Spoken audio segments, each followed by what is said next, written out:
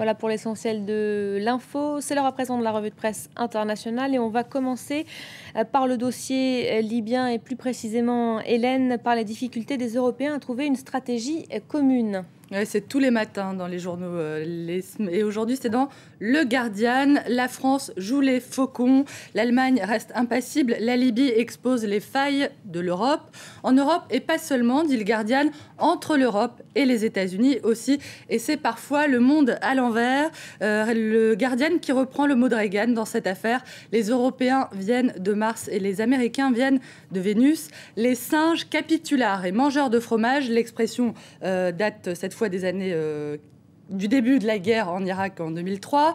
Donc ces singes capitulaires et mangeurs de fromage, c'est nous les Français, ont pris la direction des opérations en Libye, tandis que les faucons mangeurs de hamburgers, ça c'est pour les Américains, se sont cachés ce coup-ci à l'arrière en tremblotant. Les rôles se sont inversés, tandis que le couple franco-allemand, pourtant au cœur de l'Europe, a joué une partition opposée, séparée.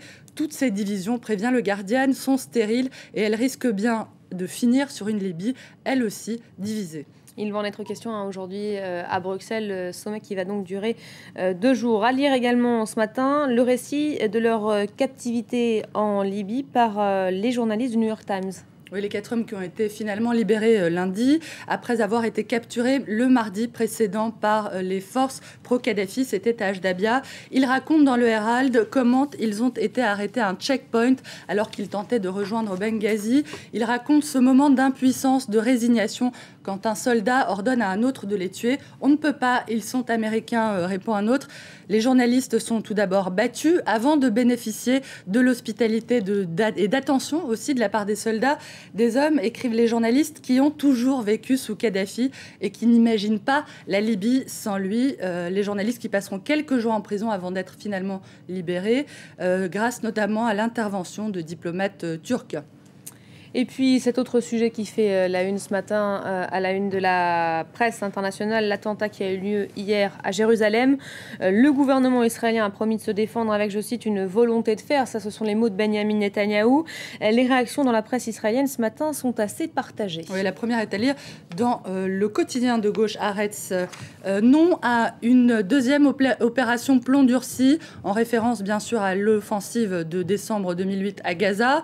Le Premier ministre Benjamin Netanyahou doit faire preuve de modération, dit le journal, calmer le jeu plutôt que de se lancer dans une nouvelle opération à Gaza. La réponse est plus musclée du côté du Jerusalem Post. Get tough with Hamas now. Il faut faire preuve de fermeté vis-à-vis du Hamas dès maintenant. L'opération plomb durci avait établi un état de fait dissuasif, mais aujourd'hui tout cela est en train de s'éroder. Désormais, la réponse militaire doit être forte. Et puis en Europe, les regards se tournent vers le Portugal où José Socrates vient donc d'annoncer sa démission. Le spectre d'une intervention de l'Europe, voire du FMI, se précise. Oui, c'est à voir à la une du Wall Street Journal. Son plan d'austérité rejeté, le Premier ministre Socrates est contraint à la démission. À voir aussi ce matin, Elisabeth, l'analyse du Diário de Notícias, le quotidien portugais. Ça s'appelle Humilité et vérité. Humildade y verdade. Humilité parce qu'il faut reconnaître que les difficultés actuelles sont le résultat d'erreurs graves commises tout au long de ces dernières années. Et vérité car seul un regard clair et authentique sur la situation permettra de rétablir la crédibilité. Le journal qui prévient aussi les élites portugaises feraient bien de prendre garde à la perception grandissante que les Portugais ont de leur extraordinaire incompétence, car il y a un moment où cette incompétence peut devenir un risque pour la démocratie. On va y revenir dans un instant dans le journal de l'économie. Avant cela, pour finir, la presse internationale, on ne peut pas y échapper, qui revient sur la disparition d'Elizabeth Taylor hier. Elle vient de s'éteindre à Los Angeles. Elle était âgée de 79 ans. Ouais, je vous propose de voir ça dans le Daily Mail ce matin. La disparition de la dernière grande déesse du cinéma. Une série de photos toutes plus belles les unes que les autres de cette créature de chair au sang chaud. L'éclat violet de ses yeux vous coupait le souffle. Est-il raconté dans le Daily Mail. Elizabeth Taylor également à la une de la presse française. Merci beaucoup Hélène Frade. C'est la fin de la revue de presse internationale.